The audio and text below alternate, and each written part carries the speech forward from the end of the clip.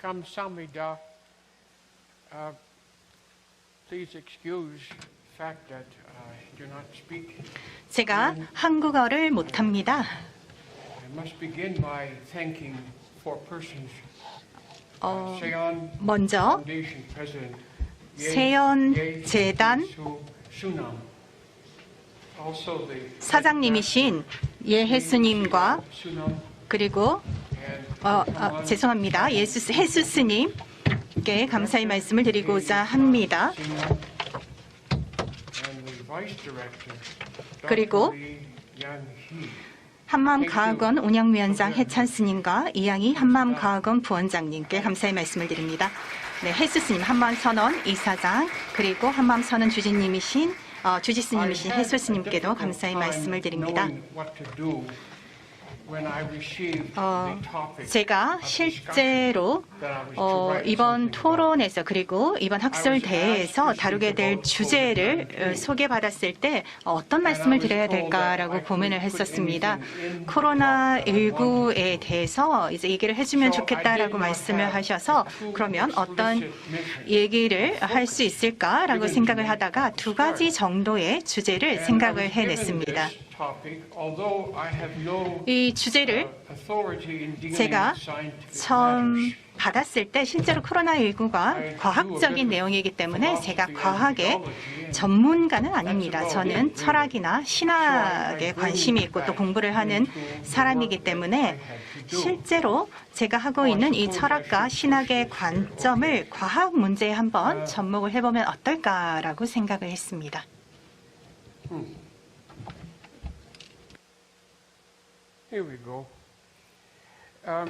네, 드디어 자료 화면이 공유가 됐네요. 저는 그리스의 철학자의 얘기를 먼저 좀 생각을 해봤는데요.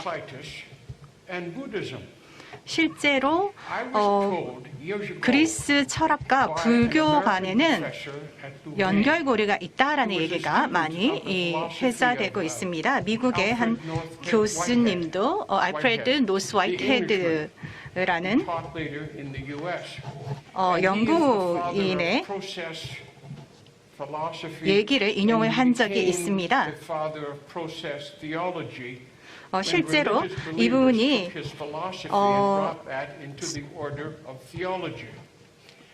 종교라는 관점에서 과학적인 사안들을 종교적으로 어떻게 다뤄볼 수 있을까라는 부분에 대해서 개념을 정의하신 분이라고 말씀을 드릴 수 있는데요. 실제로 헤라클레토스의 철학적인 사유로 인해서 그의 세계관이 바뀌었다라는 것입니다. 그리고 불교도 저는 사람들의 굉장히 근본적인 부분을 바꿔주는 종교이고 철학이라고 생각을 합니다. 사실 우리가 다루는 주제 자체가 굉장히 독특한 주제이죠. 오늘 상황에서 우리가 종교와 그리고 철학이라는 측면에서 사람들에게 어떤 얘기를 해줄 수 있을 것인가. 그리고 대행 선사님의 열반 10주기를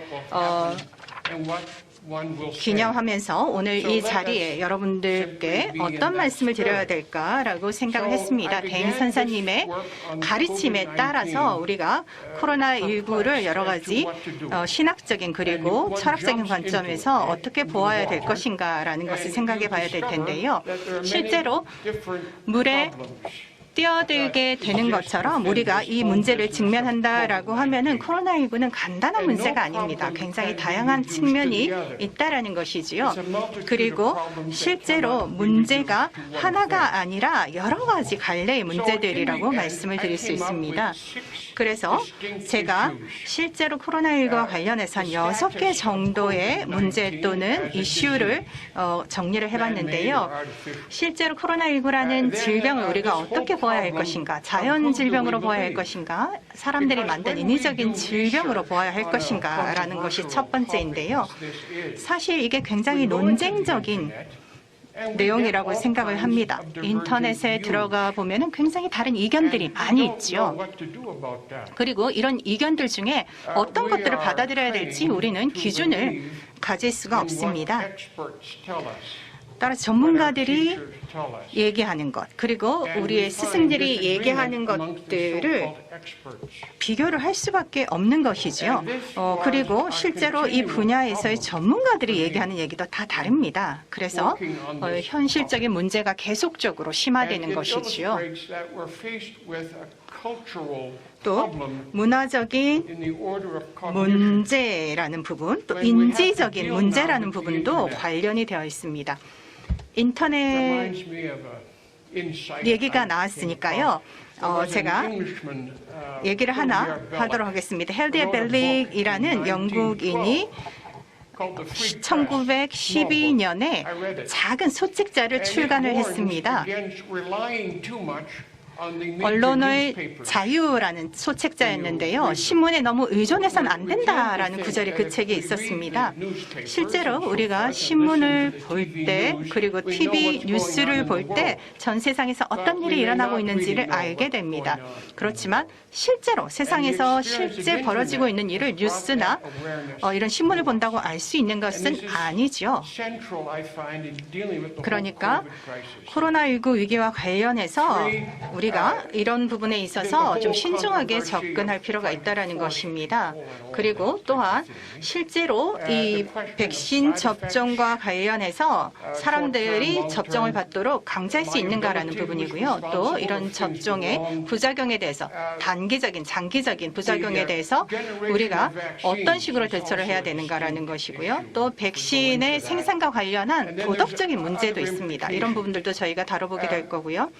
또 다른 코로나19의 영향들도 있을 수 있죠.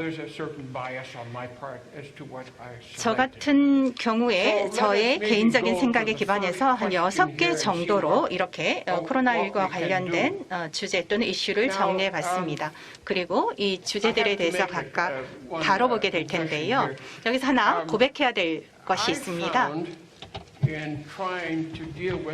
실제로 이런 질문들을 고찰을 하면서 코로나19 바이러스가 인간이 만든 바이러스냐 아니면 자연에서 유래된 바이러스냐라는 문제에 부딪히게 되었는데요. 실제로 자연에서 유래한 바이러스라고 하면은 인간이 통제할 수가 없다라는 것이지요.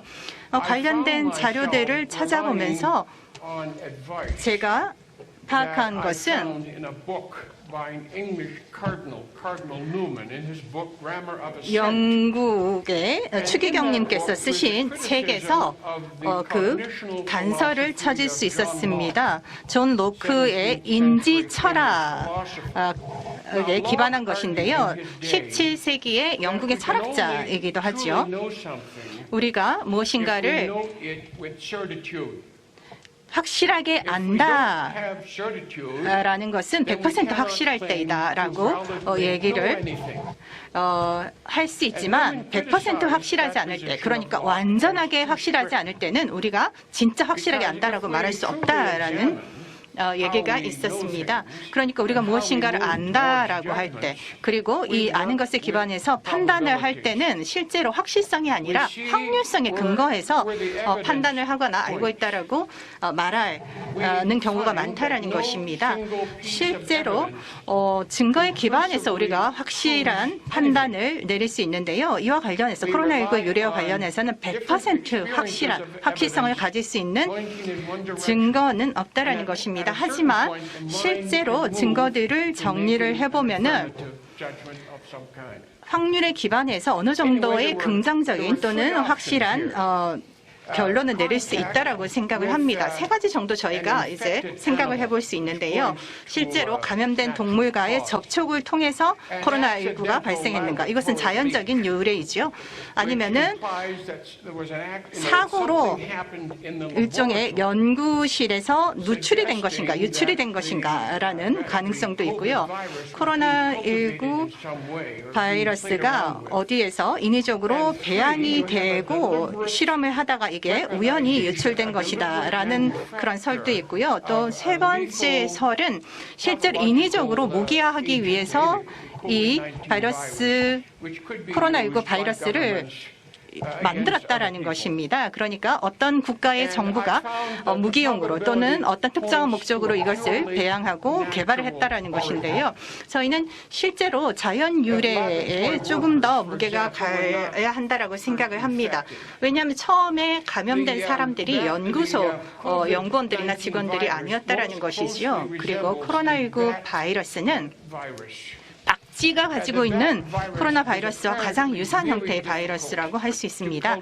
이런 유형의 바이러스는 실제로 실험실에서 배양하는 것이 굉장히 어려운 형태의 바이러스입니다. 이건 제가 얘기한 게 아니고요. 저는 실제로 과학자가 아니기 때문에 실제로 이 과학 분야의 사람들이 얘기하기를 이런 유형의 코로나 바이러스는 실험실에서 배양하는 게 어렵다라고 얘기를 했습니다. 그리고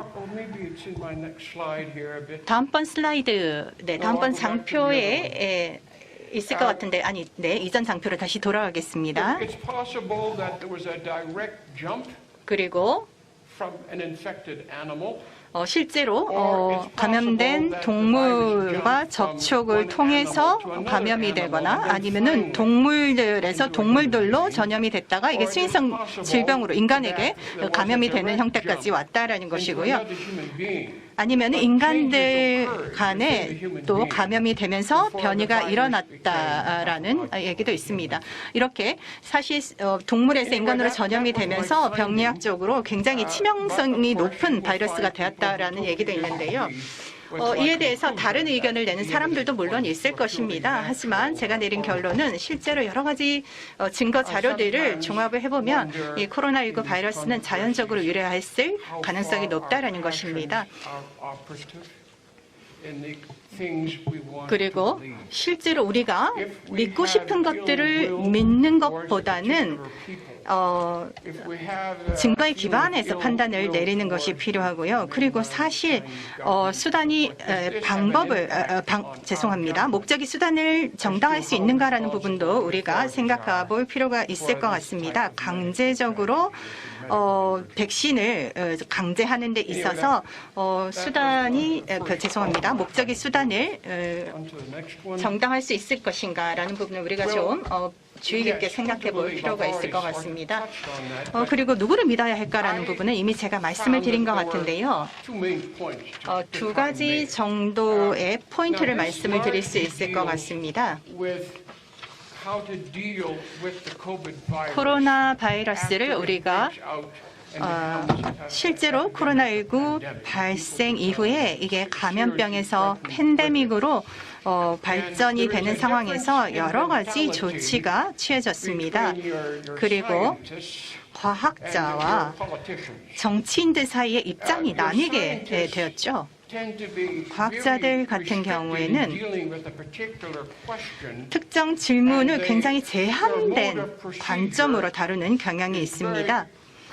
정확성을 굉장히 중요하게 생각을 하고요. 또 지적인 고찰의 관점에서 정확한 분석을 통해서 과학적으로 수용할 수 있는 결론을 내리려는 경향이 있습니다. 그리고 일관성도 굉장히 중요하게 생각을 하지요. 왜냐하면 지적으로 어떤 판단을 내리기 위해서는 이론적으로 과학적인 질문에 기반한 고찰이 이루어져야 하기 때문입니다. 그런데 정치인들은 굉장히 실용적인 관점을 가지고 있죠. 장기적으로 정치인들은 보지 않습니다. 단기적으로 어떤 니즈들이 있는지를 생각을 하는 것이지요. 그리고 밖에서 어떤 압력을 받느냐에 굉장히 많이 좌우가 됩니다. 과학적인 관점에서 본다라고 하면은 합리성이라고 하면은 실제로 과학자들 입장에서는 전면적인 봉쇄, 100% 봉쇄가 되겠죠. 그러면 사람들이 코로나19로 일부에 감염되는 것을 완전하게 막을 수 있을 것입니다. 따라서 이 의료 전문가들과 과학자들은 정치인들에게 완전 전면 봉쇄를 해라라고 제안을 하게 되는 것입니다. 그런데 정치인들 입장에서는 실제로 사람들의 일상생활이라든지 그리고 사람들이 이런 결정을 어떻게 받아들일지도 고려를 해야 되는 것입니다. 그러니까 긴장관계가 발생할 수밖에 없죠. 정치인들은 어떤 조치를 하는 것이 가장 좋을지에 대해서 고민을 할 수밖에 없는 것입니다.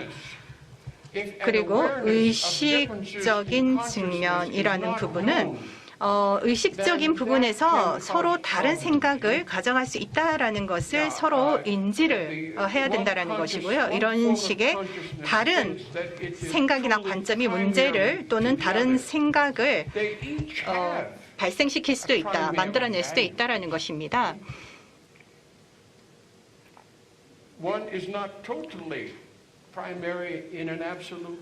그리고 무엇도 절대적으로 말씀드렸던 것처럼 옳은 것은 없습니다. 모두 다 관점이 다른 것이지 어떤 것이 옳고 어떤 것이 절대적인 것은 아니다라는 것이지요.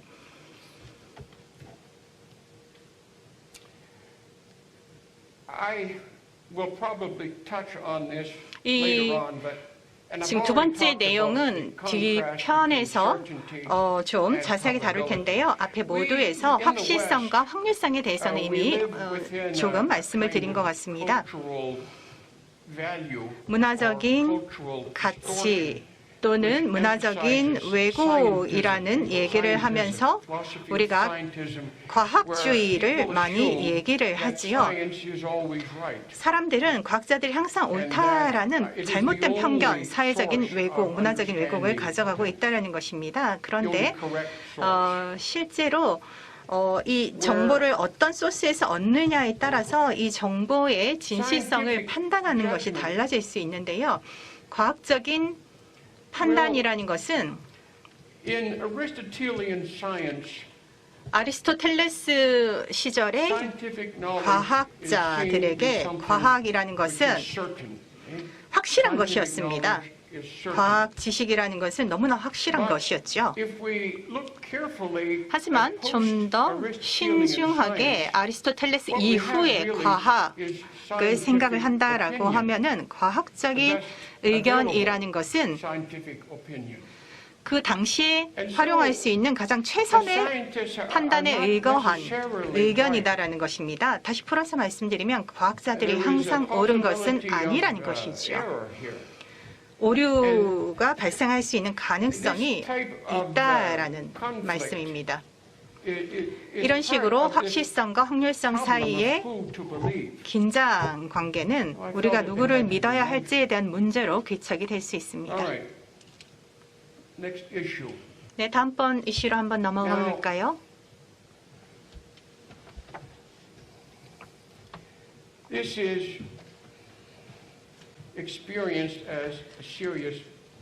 사실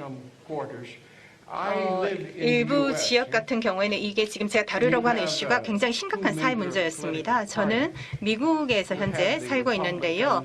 공화당과 그리고 민주당 두 개의 주요 정당이 있는 국가가 바로 미국입니다. 공화당에서는 실제로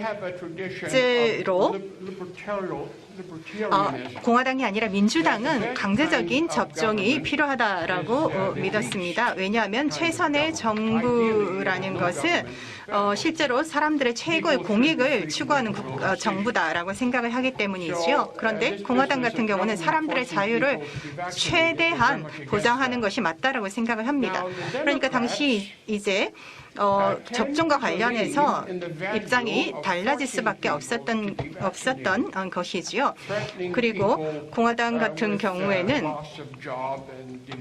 실제로 접종과 관련해서 접종에 대해서 접종을 받지 않는 사람들에게 불이익을 줘서는 안 된다라고 얘기를 했었습니다. 예를 들어서 해고를 한다거나 또는 직장에 못 나게 한다거나 이렇게 해서는 안 된다라고 했던 것이었죠. 미국에서는 자유라는 것이 굉장히 중요한 가치입니다. 18세기의 사람들은 자유의 나무라는 나무를 심었습니다. 당시 영국의 식민 지배에 저항하면서 자유를 바라면서 이런 나무 심기 운동을 하기도 했었는데요. 그런데 민주당원들 또 민주당 같은 경우에는 이런 자유주의를 신봉을 하면서 동시에 정부의 개입도 굉장히 중요하다고 믿는 정당이라고 할 수 있습니다. 사회에서 모든 사람들이 안전하게 생활하기 위해서는 사회적인 안전망이라는 것이 필요하다. 그래서 여러 가지 것들을 필요로 하는 사람들에게는 최소의 사회 안전망을 제공을 해줘야 된다라는 굉장히 다른 정치적인 견해를 갖고 있는 것이죠. Now, here I talk about compulsion and force. 제가 강제 접종과 그리고 접종에 있어서의 선택의 자유를 말씀을 드렸는데요. 자, 실제로 이 자유 선택이라는 것은 설득과 그리고 협력의 과정이라고 말씀을 드릴 수 있습니다. 힘에는 두 가지가 있죠. 내력과 외력이 있습니다. 그런데 내력 같은 경우에 사람이 이해를 해야지만 내적으로 따라가고자 하는 생각이 생기는 것입니다. 그리고 이렇게 스스로 자발적으로 무언가를 하기 위해서는 이해를 하고 또 믿음이 있어야 되는 것입니다. 그러니까 실제로 강제가 아닌 자발적인 내적인 어떤 협력이라는 것은 아까 말씀드렸던 것처럼 이해와 신뢰가 기반이 돼야 되고 이해와 신뢰를 위해서는 자유에 기반한 이해와 신뢰가 이루어져야 하는 것입니다.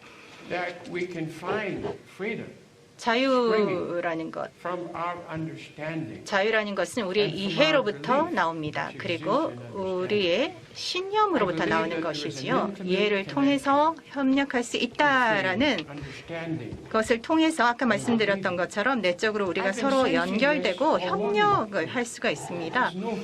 오전에 오늘 여기서 제가 느꼈던 것도 그런 것이었습니다. 제가 좀 시간을 자꾸 넘기는 것 같아서 좀 빨리 말씀을 드려야 될 것 같은데요. 다음번 장표로 넘어가겠습니다. 그다음에 부작용에 대한 것이 되겠는데요. 백신 관련해서 단기적인 부작용이 있고요. 일부도 실제 부작용을 겪었습니다. 저는 부작용을 겪지 않았었는데요. 백신을 접종받았는데 왜냐면은 제가 이제 어떤 이제 수도에 있다 보니까 다른 수도사들한테 영향을 주지 않기 위해서 합리적인 선택에 따라서 백신 접종을 받았었습니다. 단기적인 이 부작용은 알려져 있지만 장기 부작용은 지금 알려져 있는 게 없죠. 그래서 사실은 어떤 의료수술이나 어떤 의료시술 같은 경우에 제대로 이해가 되려면 많은 시간이 걸립니다.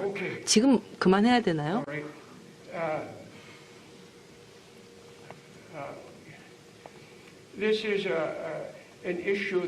그래서 사실은 이게 또 이제 카톨릭에서 굉장히 걱정스러워하는 그러한 이슈인데요. 카톨릭은 아시다시피 낙태에 대해서 강하게 반대하고 있습니다. 다른 이제 낙태를 반대하시는 분들도 많이 있을 거라고 생각하는데요. 백신 같은 경우에 낙태아 세포주를 이용하는 경우들이 있습니다. 자, 그렇게 되면 사람들이 이러한 낙태아 세포를 사용한 백신을 자기의 생존을 위한 수단으로 쓰게 된다라는 것이죠. 이렇게 될 때 다양한 윤리적인 문제가 발생할 수 있습니다. 뿐만 아니라 여기 보시면 형식적 그리고 물질적 협력이라고 하는 것이 나와 있는데요. 사실 저희 역사상에서 많은 끔찍한 일들이 일어났었죠. 우리가 동조할 수 없는 많은 끔찍한 일이 있었지만 이 끔찍한 일에서 또 혜택도 받습니다. 안타깝지만 그런 일들이 실제 있었죠. 예를 한번 들어보면요. 누가 저한테 이런 말을 합니다. 이게 진짜인지 모르겠는데 이 찍찍이 있잖아요. 벨크로라고 하는 게 전쟁 때 포로 수용소에서 개발된 거라고 합니다. 그러니까 이 찍찍이의 그 근원은 너무 끔찍한 건데 여기에서 아주 편리한 물품이 탄생하게 된 것이죠. 그래서 세계 자체가 보면 악에서 선이 나올 수 있도록 만들어지긴 했습니다만 그러나 선을 만들고자 악을 행하는 일을 해서는 안 된다라는 것입니다.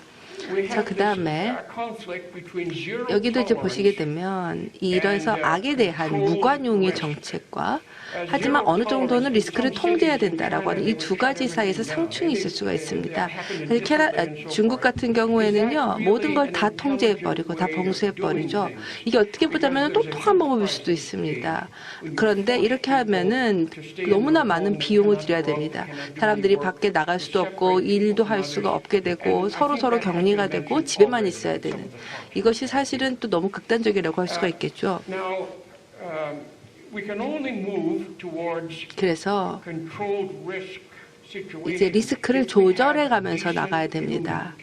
우리가 정말 존엄한 인간 공동체를 갖기 위해서는 리스크를 조절하는 방법으로 가야 됩니다. 그래서 우리가 서로가 서로를 돌보고 상대방의 니즈에 대해서 감수성을 갖게 되면 그러면은 우리는 사실은 자동적으로 이 사람에 대해서 보호를 해주는 쪽으로 선택을 하게 되고 또 자기도 보호를 하게 됩니다.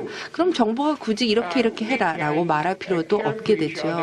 서로가 서로를 돌보는 겁니다. 각각의 공동체 안에서 아주 효과적으로 서로를 돌보는 겁니다. 이렇게 해서 건강하지 않은 특히 이제 노쇠한 노인들이 코로나를 겪어서 심각한 상황에 맞이하는 것을 또 막을 수가 있습니다. 좀 젊은 사람이다. 그러면은 코로나 걸려도 그렇게 걱정 많이 안 하죠. 하지만 노인들은 정말 특별한 보호가 필요합니다. 그래서 이런 것 차이점들에 감안을 해서 방역 정책이 나와야 합니다. 또한 사회가 특히 어떤 영적인 가치를 경시하는 사회이다라고 하게 되면 그래서 종교라고 하는 것이 그냥 개인의 문제다. 그냥 개인 이상한 어떤 사람들이 하는 거다라고 믿는 사회라고 한다면 사실은 이제 물질주의적인 정책들이 탄생을 하게 될 것이고요. 이미 근데 이거는 또 그 나름의 파장이 있습니다. 그래서 그러니까 신체의 혜택이 정신의 혜택보다 더 중시 여겨지게 되면 사람의 많은 미덕들이 경시되게 되죠. 그러면 이것은 사실은 인간 사회에 엄청난 손상을 가져오게 됩니다. 자, 그래서 여기까지 해서 발표를 마치도록 하겠고요. 다시 한번 경청해 주셔서 진심으로 감사의 말씀을 드립니다.